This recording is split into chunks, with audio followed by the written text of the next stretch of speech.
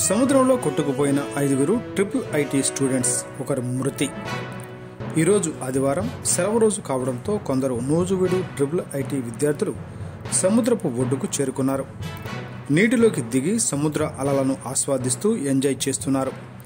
ఇంతలోనే వారి ఆనందంపై ఓ రాకసి అల నీరు చల్లింది. అలల తాకిడికి యువకులు సముద్రంలోకి కొట్టుకుపోవడం గమనించిన మెరైన్ పోలీసులు నలుగురిని కాపాడారు. కానీ ఓ విద్యార్థి మాత్రం సముద్రంలో గల్లంతయ్యాడు. మెరైన్ పోలీసులు తెలిపిన వివరాలు ఇలా ఉన్నాయి. నూజివీడు ట్రిపుల్ ఐటీలో చదువుకునే తోకల అఖిల్ మరో 4 స్నేహితులతో కలిసి ఇవాళ మచిలీపట్నం వెళ్లారు.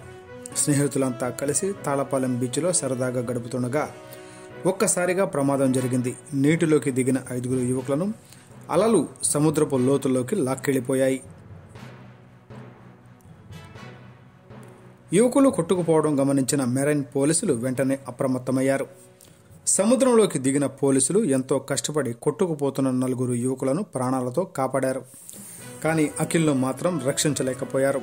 అతడి కోసం ఎంత ప్రయత్నించినా జాడ కనపడలేదని మెరైన్ పోలీసులు తెలిపారు. అతడి కోసం గాలింపు కొనసాగిస్తున్నట్లు మెరైన్